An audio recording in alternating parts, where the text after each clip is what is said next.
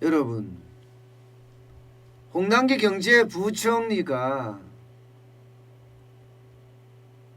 나라 곳간에 대한 걱정을 많이 하니까 우리도 재정 준칙을 도입해야 되겠다 이렇게 이야기하면서 완전히 느슨한, 그것도 이게 말이 되나 이렇게 생각할 만한 그런 재정 준칙을 발표를 했습니다. 간단하게 말하면 2025년부터 국가 채무 비율을 GDP 대비 60% 이내로 가져가겠다 하는 게 핵심입니다. 그런데 이게 가능할까 하는 이야기입니다. 가능할까? 지금 당장 말입니다. 국회 예산정책처가 있습니다. 국회 예산정책처는 국회가 예산 심의를 하잖아요. 그러면 거기에 쉽게 말하면 지식을 지원하는 그런 단체라고 이야기해야 되나요? 아니면 국회의 어떤 하나의 처라고 이야기하면 될 것 같습니다. 이 국회 예산정책처에서는요, 늘 그렇습니다. 이 장기 재정 전망도 하고요, 중기 재정 전망도 합니다. 이것을 매년 발표를 해요. 매년 발표를. 그런데 희한하게 이게 중기 재정 전망이면 10년 단위로 이게 발표를 해왔거든요. 10년 단위로. 그것도 매년. 그런데 작년에 발표를 안 했어요. 그리고 장기 재정 전망은 50년 단위, 그러니까 향후 50년 단위로 또 이 재정 전망을 발표하는데 이것도 안 했어요. 그러면서 앞으로는 경년으로 발표하겠다 이렇게 설명을 했습니다. 뭔가 좀 이상해지죠? 그죠? 장기 재정 전망이나 중기 재정 전망, 다시 말해서 50년에 대한 재정 전망, 10년에 대한 재정 전망을 매년 발표를 했는데 이제는 경년으로, 한 해는 10년 재정 전망을, 또 다른 해는 50년 장기 재정 전망을 발표하기로 한 겁니다. 그러니까 국회 예산정책처가 예산을 심의해야 되는 곳인데 쉽게 말하면 이 내용을 발표를 안 하겠다는 겁니다. 그러면 국회 예산은 어떻게 심의를 하죠? 어떤 해는 50년 재정 전망을 가지고 심의해야 되나요? 또 어떤 해는 10년 재정 전망을 갖고 심의해야 되나요? 이게 웃기다는 겁니다. 이게. 근데 문제는요, 이 지표를 발표를 안 했는데 이게 매일경제가 쉽게 생각하면 국회를 통해서 이 유경준 의원실입니다. 유경진 의원을 통해서 계속 내놔라 해서 찾아냈습니다. 찾아냈더니 이게 엄청난 겁니다. 2020년에서 2029년까지 10년간 국가재정 전망 보고서의 내용을 보니까 2020년부터 2029년까지입니다. 2029년에는요. GDP 대비 국가 부채 비율이 75% 수준으로 나온 것으로 드러났습니다. 75% 수준. 그러면 당장 기획재정부가 발표한 거하고는 완전히 틀려지고요. 75% 같다는 것은 60%로 지키고 그 이하로 떨어뜨리겠다고 이야기한 게 기획재정부거든요. 결국 기획재정부가 거짓말을 했다는 뜻이 되는 거잖아요. 심지어 2030년에는요. 75.5%까지 올라간다 이렇게까지 이야기하고 있습니다. 이게 공개된 자료가 아닙니다. 국회 예산정책처가 미공개한 자료예요. 미공개한 자료. 이 미공개한 자를 유경준 의원실을 통해서 매일경제가 보도한 내용입니다. 그 자세한 내용을 보면 야, 이게 참 심각하다. 국회까지도 이제는 쉽게 말하면 여당의 눈치를 보고 있다. 이런 결론이 나올 수밖에 없습니다. 이런 자료가 국회의원들에게 배포가 돼서 그것을 예산심의의 기준으로 삼아야 되는데 그렇지 못하다는 이야기잖아요. 그러면 주먹구구식으로 여당 뜻대로 된다는 거 아니겠습니까? 여러분, 국회 운영위원회는요, 쉽게 말하면 이게 정부, 쉽게 말하면 여당이 많을 수밖에 없어요. 180석이 넘으니까. 국회 예산정책처는 담당이 어디예요? 이게 국회 운영위원회 소속이거든요. 그러면 여가 되니까 압도적으로 많아지니까 국회 예산정책처마저 지금 눈치를 보고 있다, 이런 얘기가 됩니다. 지금 이대로 계속 가다가는 모든 경제 지표가 숨겨질 판입니다. 당장 지난해 9월에 국회 예산정책처가 발표한 장기재정 전망 보고서 2060년에는요 158.7%까지 국가 채무 비율이 오른다고 했거든요.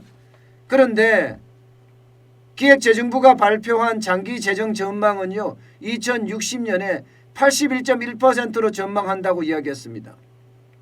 너무 차이 나죠. 2배 차이 나잖아요. 2배 차이 나니까 어디가 잘못돼도 한참 잘못된 곳이 있겠죠. 그러니 비난이 엄청 쏟아졌습니다. 그렇게 비난이 쏟아지니까 이게 정부의 기획재정부에다가 이거 다시 산정해봐라, 이렇게 이야기를 하는 게 맞는 건데, 그렇지 않고 국회 예산정책처에다가 뭐 압력을 가했는지 안 했는지 주체적으로는 알 수는 없지만 어쨌든 보고서 발표하지 마라, 이렇게 된 거예요. 보고서 발표가 안 되고 있는 거예요. 이렇게 되면 여러분, 결국은요 어떻게 되나 하면 지표도 없이 이제 깜깜이가 될 수밖에 없다는 겁니다. 정부가 재정준칙을 발표를 하기를 2025년까지 국가 채무 비율을 60%로 유지하겠다고 했는데 이게 완전히 새빨간 거짓말이라는 거 아니겠습니까? 그런데 이거를 덮기 위해서 어떻게 한다고요? 국회 예산정책처에다가 쉽게 말하면 장기 재정 전망 보고서를 격월로 발표하라, 이렇게 이야기한다는 겁니다. 심각하죠. 저는 그래서 이게 무섭다는 거예요, 여러분. 이게 경년으로 발표하게 되면 50년 국가재정 전망이나 10년 국가재정 전망이 이게 어떻게 되겠어요?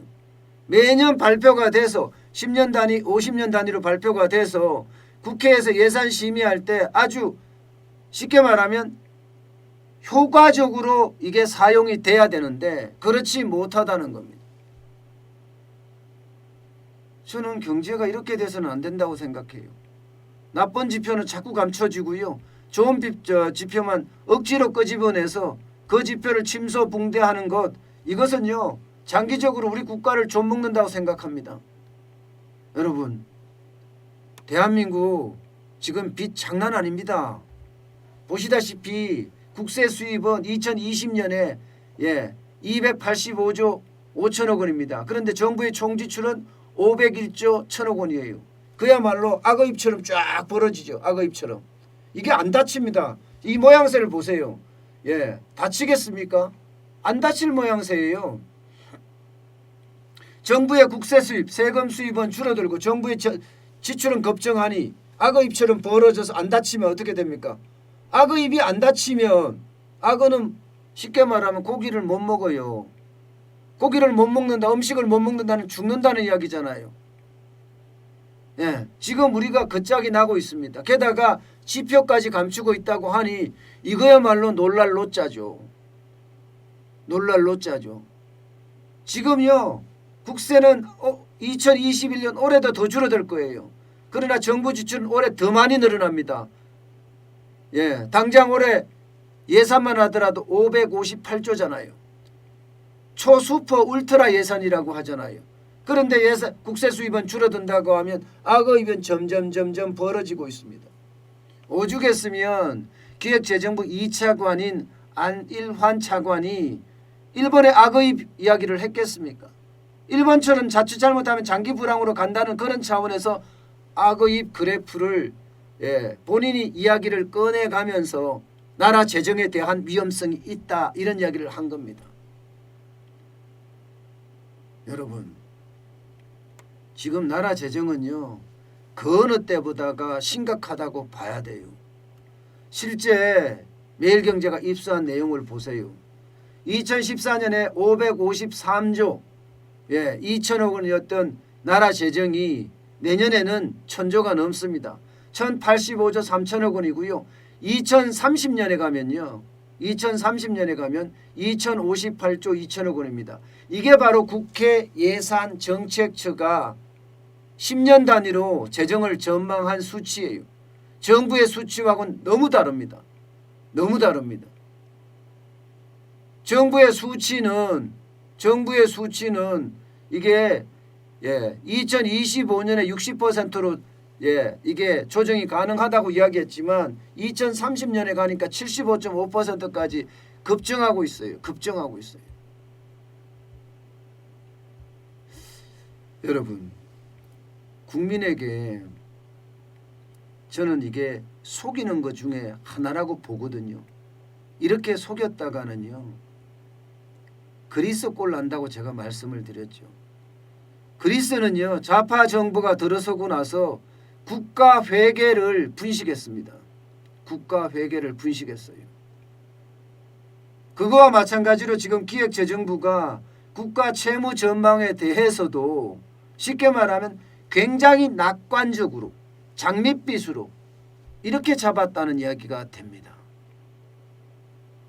지금 이렇게 계속 갈 때는요 어느 누구도 지금 부채를 제어할 수가 없어요. 올해요.